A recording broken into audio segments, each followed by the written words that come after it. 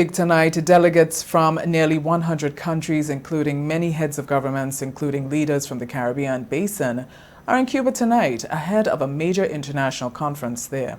The group of 77 plus China Summit Havana begins Friday in Havana. Nikita Wells has our lead story tonight at the news desk. Grenada's Prime Minister Dickon Mitchell, St. Vincent's Ralph Gonzalez, and Suriname's Chandrika Prasad Santokhi are among CARICOM leaders confirmed to be in Havana this hour for the two-day meeting. Cuban officials were on Thursday welcoming a string of delegations from all regions of the world.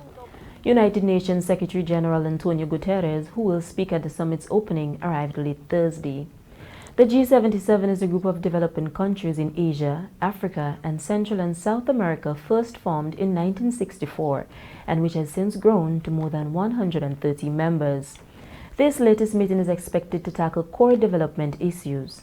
Cuban Foreign Affairs Minister Bruno Rodriguez said at a press conference on Wednesday that the summit aims to evaluate and debate the main challenges and core issues of the development of the nations of the South. The issue of climate change and its impact on development is expected to be a major issue to be tackled at the meeting. Li Shi, a member of the Standing Committee of the Political Bureau of the Communist Party of China Central Committee, is attending the summit as the special representative of Chinese President Xi Jinping. The Chinese president remained in Beijing, where he was hosting this week Venezuelan President Nicolas Maduro. In Havana, billboards that read "Making True the Right to Development" have been displayed citywide. Airport operations at Havana Jose Marti International Airport were readjusted to facilitate the arrival of the foreign delegations. At the Carib Update News Desk, I am Nikita Wells for Primetime Caribbean.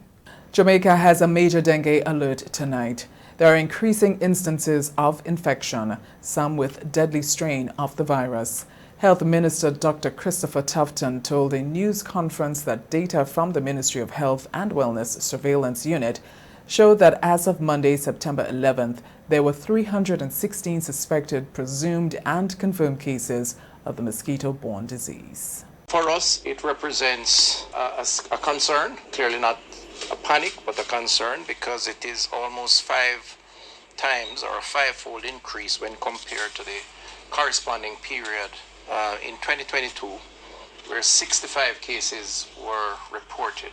The minister said the data identified from the lab results as of Monday have also revealed 2 different types of dengue, with 38 cases confirmed as dengue serotype 2 and 1 identified as dengue serotype 4. It is the first time they have seen the type 2 strain in more than a decade. Confirmed cases were detected in Kingston and St. Andrew, St. Thomas, St. Catherine, Westmoreland, Portland, and St. Anne. When you look from the per population perspective, the parishes in Southeast St. Thomas, Kingston, and St. Andrew and St. Catherine have the highest dengue activities at this particular time. It is important to highlight that of the 39 confirmed cases of dengue, a total of 20 belong in the 5 to 14-year-old age group. And so the younger population, as stated, it is playing out based on the particular strain, which hasn't been around in a major way since 2010. And so part of the call from the Ministry of Health and Wellness is to encourage parents to treat children who have a fever with paracetamol and to avoid aspirin and aspirin-like medications such as ibuprofen. Meanwhile, the Bahamas is also reporting a dengue outbreak. As of tonight, over 100 people there are reported to have the mosquito-borne illness. Health and Wellness Minister Dr. Michael Darville has meantime shut down an opposition member demand to import a dengue vaccine for distribution. His response came after the former Health Minister Dr. Dwayne Sands called on the government to bring in dengue vaccines for people who want it.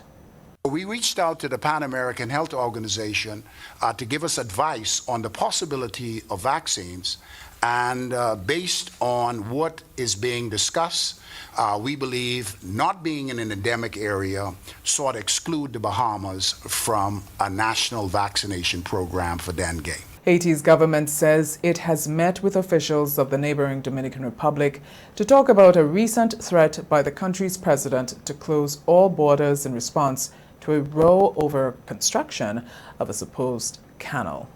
The brief statement by Haiti's Ministry of Foreign Affairs did not provide much detail, except to say that both sides were trying to find a fair and definitive solution to squabbles over the use of the Massacre River that runs along the border both countries share on the island of Hispaniola.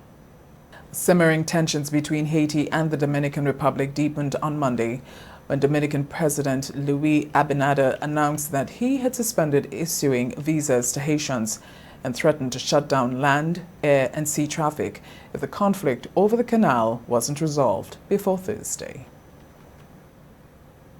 The United States has told its citizens in Haiti planning to travel to the Dominican Republic to reconsider their plans. This comes after the Spanish-speaking country announced plans to shut down its borders with the French-speaking CARICOM country today.